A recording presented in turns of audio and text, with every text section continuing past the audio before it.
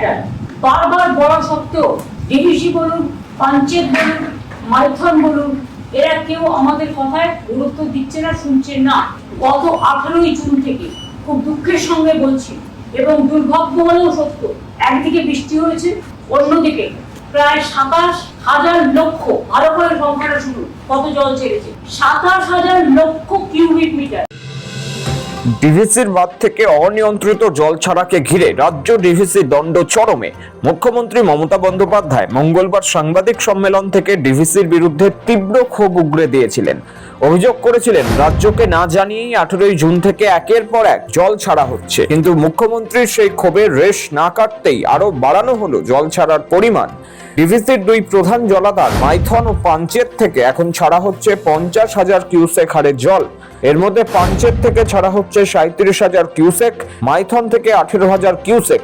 এর পাশাপাশি বুধবার বিকেলে দুর্গাপুর ব্যারেজ থেকেও 60,125 কিউসেক হারে জল ছাড়া হয়েছে। প্রশাসনিক মহলে আশঙ্কা, এই অনিয়ন্ত্রিত জল ছাড়ার ফলে খানাকুল সহ হুগলি, পূর্ব বর্ধমান, বাঁকুড়া, হাওড়া ও পশ্চিম মেদিনীপুরের একাংশে বন্যা পরিস্থিতি তৈরি হতে পারে। এই পরিস্থিতিতে ফের ডিভিসিকে চিঠি দিল রাজ্য সরকার।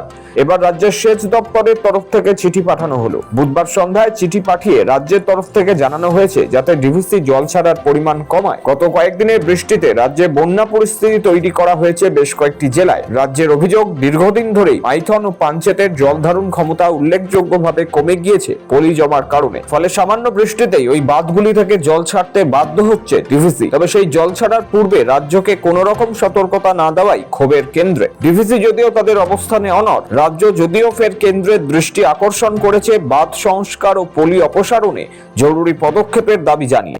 আর আমি যতদূর জানি, ডিভিসিতে যদি ডিসিন্টেশনের কাজটা হয়, খনন কাজটা হয়, তাহলে কিন্তু 4 লক্ষ মেট্রিক কিউসেক টন জল তারা আরো বেশি অধিক ধরতে পারে।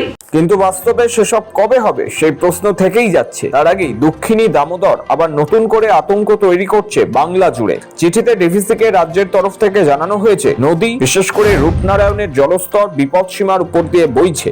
নিম্নচাপ ইস্ট ইউপির দিকে সরে যাওয়ায় এবং ঝাড়খণ্ডে বৃষ্টিপাত কম হওয়ায় এই মুহূর্তে ডিভিসিকে জল কম ছাড়ার অনুরোধ। তা না হলে বন্যা পরিস্থিতি বেশ কিছু জেলায় ভয়াবহ হবে বলে চিঠিতে ডিভিসিকে জানানো হয়েছে। মঙ্গলবারই ডিভিসি নিয়ে সরব হন মুখ্যমন্ত্রী মমতা। তিনি জানান, বারবার বলার পরও ডিভিসি গুরুত্ব দিচ্ছে না বলে সরব হন। কেউ নিজেকে বাঁচাবার জন্য জল ছেড়ে দিয়ে খালাস হয়ে যাচ্ছে, কিন্তু নিজেদের যে দায়বদ্ধতা এবং দায়িত্ব, 15 বছর ধরে আমরা লড়াই করছি, 14 বছর ধরে, কিন্তু লড়াইয়ের কোনো ফল পাওয়া যাচ্ছে না। আমাদের এখান থেকে টিম গেছে, অনেকবার দেখা করে এসছে। ইরিগেশন ডিপার্টমেন্ট বারবার বলেছে, আমি নিজে প্রধানমন্ত্রীকে চিঠি দিয়েছি, ইরিগেশন ডিপার্টমেন্টকে চিঠি দিয়েছি। আমরা আমাদের ইস্টার্ন রিজিয়নের মিটিংগুলোতে আলোচনা করেছি, নীতি আয়োগের মিটিংগুলোতে আলোচনা করেছি, কিন্তু কিছুতেই কথা কানে যাচ্ছে না। জনগণের যে ক্ষতি হচ্ছে, আসাম বন্যার ত্রাণের টাকা পায়, বাংলা পায় না। বাংলা শুধু জল ছেড়ে দিয়ে বন্যা করে দিয়ে খালাস। তবে মুখ্যমন্ত্রীর ক্ষোভেও টলল না ডিভিসি, বরং আরো বাড়ল জল ছাড়া। দক্ষিণবঙ্গে বন্যার আশঙ্কা, এই পরিস্থিতিতে ফের ডিভিসিকে চিঠি দিল রাজ্য সরকার। পরিস্থিতি ভয়াবহ হবে, চিঠিতে ডিভিসিকে জানিয়েছে রাজ্য। সৌভিক চ্যানেলের রিপোর্ট, সময়, কলকাতা।